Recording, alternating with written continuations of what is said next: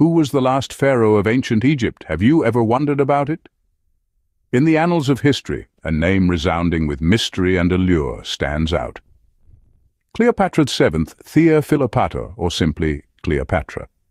Born in the year 69 before the Common Era, she ascended the throne of Egypt in 51 BC and ruled until 30 BC.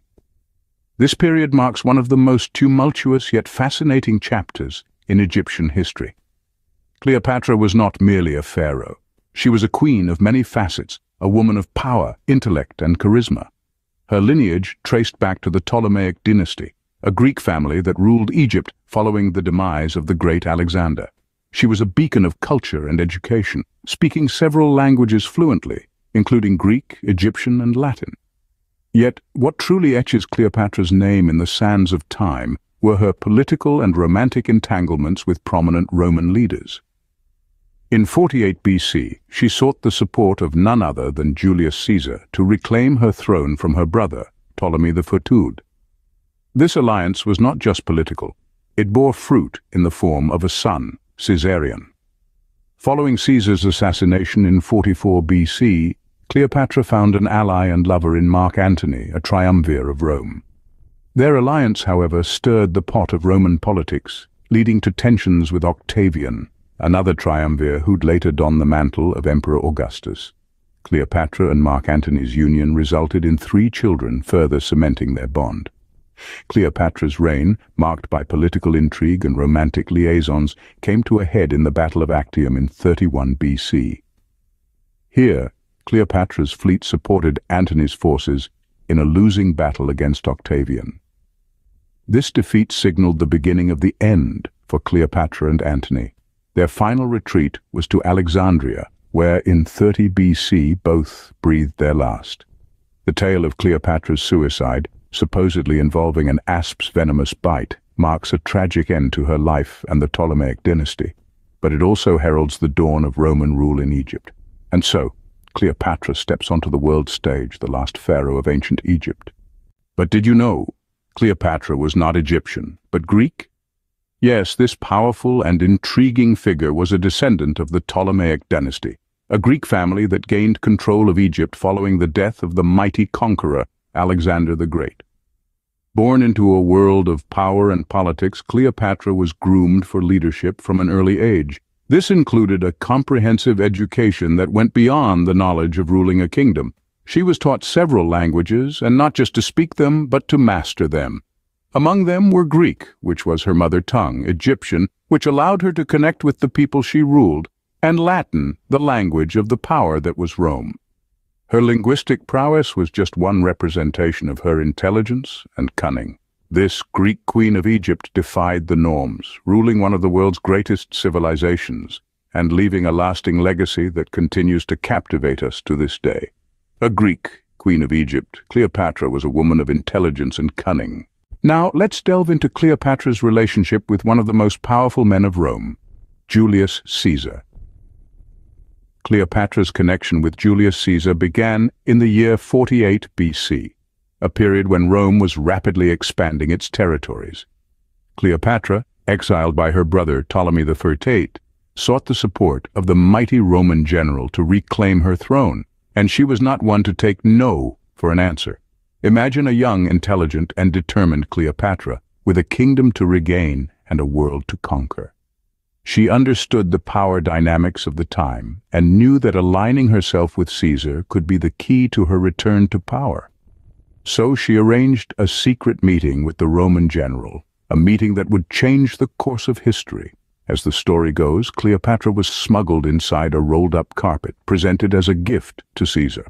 Upon unrolling the carpet, out stepped the exiled queen, ready to plead her case. And what a case she made, for not only did she win Caesar's political support, she also won his heart. Their relationship quickly blossomed, both politically and romantically, leading to the birth of a son, Caesarion, meaning Little Caesar. With Caesar's backing, Cleopatra reclaimed her throne and ruled Egypt as a co-regent with her infant son. But the political winds of Rome were fickle, and in 44 BC, Caesar was assassinated.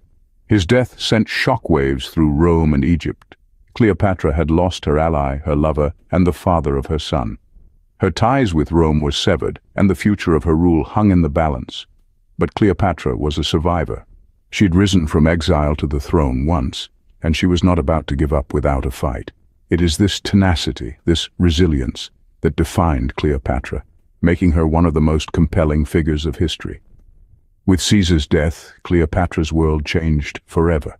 After Caesar's assassination, Cleopatra found a new ally in Mark Antony. Mark Antony, a member of Rome's triumvirate, was a man of power and influence, and his alliance with Cleopatra was not only romantic but also politically strategic. Their alliance was a fusion of power, combining the strength of Rome with the wealth of Egypt, and it was a relationship that would shape the course of history. Cleopatra and Mark Antony shared more than just a political alliance. They were also lovers and parents to 3 children. Their bond was a testament to their shared ambition and the depths of their connection. However, this alliance was viewed with suspicion by the third triumvir of Rome, Octavian. He saw their partnership as a threat to his own power and the balance of the Roman Empire. Octavian's fear was not unfounded. Cleopatra and Mark Antony's alliance was a formidable force. It was a union that had the potential to shift the balance of power away from Rome and towards Egypt. This potential shift was not something Octavian could afford to ignore, and thus he set about undermining their alliance. The political implications of Cleopatra and Mark Antony's relationship were far-reaching. It was not just a love story. It was a story of power, ambition, and a struggle for control. Their alliance was a direct challenge to Octavian's authority, and it set the stage for a conflict that would have a profound impact on both Rome and Egypt. Their relationship was not without its challenges, and it was often tested by the political turmoil of their time. Despite these challenges, their alliance remained strong. They were partners in both love and war, and together they navigated the treacherous waters of politics and power. Cleopatra and Mark Antony's relationship was a defining chapter in both of their lives. It was an alliance that would shape the course of history and leave a lasting impact on both Rome and Egypt. It was a relationship that would ultimately lead to conflict and tragedy. Nevertheless, their alliance was a testament to their shared ambition and the power of their connection. Their relationship set the stage for a conflict that would change Cleopatra's fate. The Battle of Actium in 31 BC was a turning point in Cleopatra's life. This was a monumental sea battle between the forces of Octavian, the future Emperor Augustus, and the combined forces of Cleopatra and Mark Antony. The stakes were high, with the future of Egypt and Rome hanging in the balance. Cleopatra's fleet was a robust force, bolstering Antony's naval army with Egyptian ships. However, the combined might of Antony and Cleopatra was not enough to secure victory. The battle was fierce and protracted, but Octavian's forces, under the command of his general Agrippa, eventually emerged victorious. This defeat marked the beginning of the end for Cleopatra and Antony. In the aftermath of the Battle of Actium, Cleopatra and Antony retreated to Alexandria. Their dreams of ruling a combined Roman and Egyptian empire dashed. The following year, their situation became desperate as Octavian's forces advanced on Alexandria. Trapped and with no way out, Antony took his own life, reportedly after hearing false news of Cleopatra's death. Cleopatra, the last pharaoh of Egypt, was now alone. Faced with the prospect of being paraded in Rome as a captive, Cleopatra chose to end her own life. The details remain shrouded in mystery, but the most enduring story tells of a fatal bite from an asp. Cleopatra's death, a mystery to this day, marked the end of an era. Cleopatra's life, filled with power, passion, and tragedy, has left an enduring legacy.